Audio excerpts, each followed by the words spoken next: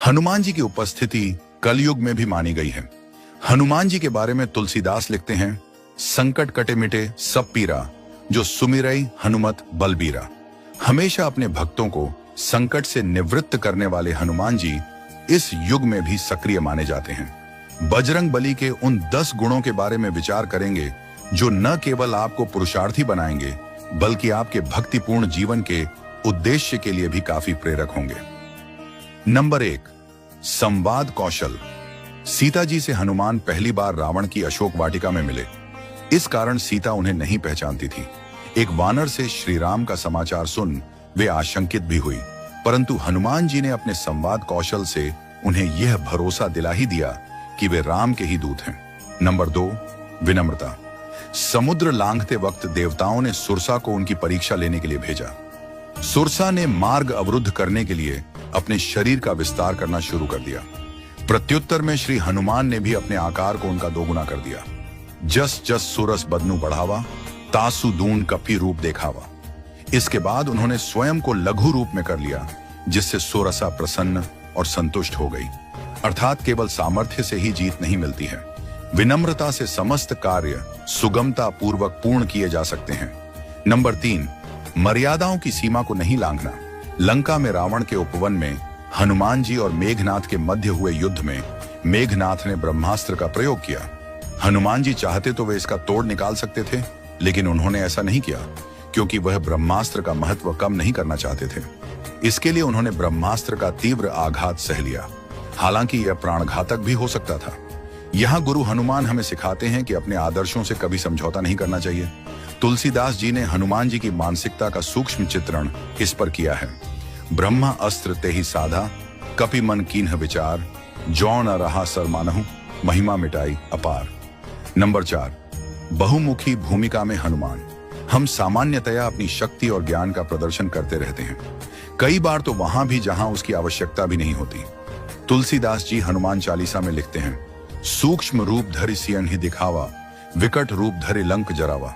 सीता के सामने उन्होंने खुद को लघु रूप में रखा क्योंकि यहां वह पुत्र की भूमिका में थे, परंतु संहारक के रूप में वे राक्षसों के लिए काल बन गए।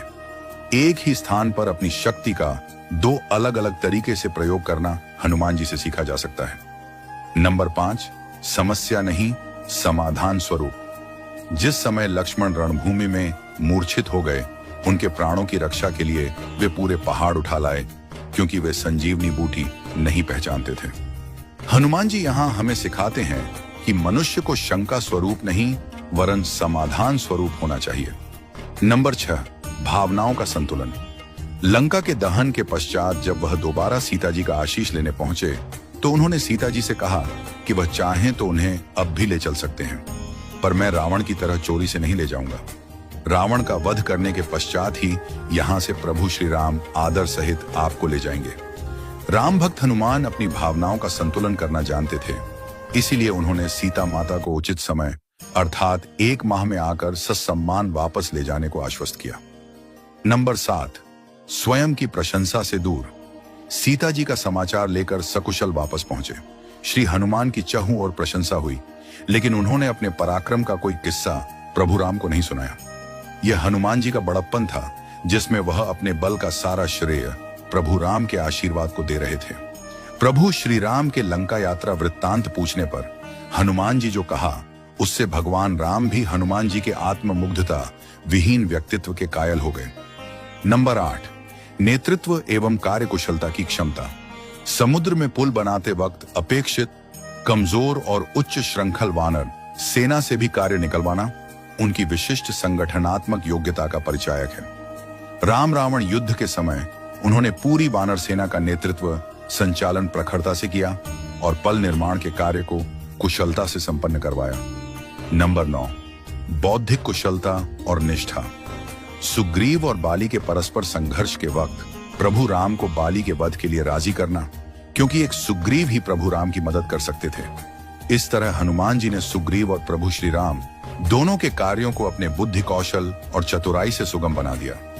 यहाँ हनुमान जी की मित्र के प्रति वफादारी और आदर्श स्वामी भक्ति तारीफ के काबिल है। नंबर 10, समर्पण, श्रद्धा, भक्ति एवं समर्पण एक दैविक विचार एवं आचरण है। हनुमान जी एक आदर्श ब्रह्मचारी थे।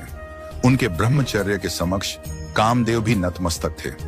यह सत्य है कि श्री हनुमान विवाहित थे, परंतु उन्होंने यह विवाह एक विद्या की अनिवार्य शर्त को पूरा करने के लिए अपने गुरु भगवान सूर्यदेव के आदेश पर किया था। श्री हनुमान के व्यक्तित्व का यह आयाम हमें ज्ञान के प्रति समर्पण की शिक्षा देता है। इसी के बलबूते हनुमान जी ने अष्ट सिद्धियों और सभी 9 निधियों की प्राप्ति की। इस प्रकार हनुमान जी श्रद्धा, भक्ति एवं समर्पण के प्रेरक स्रोत हैं।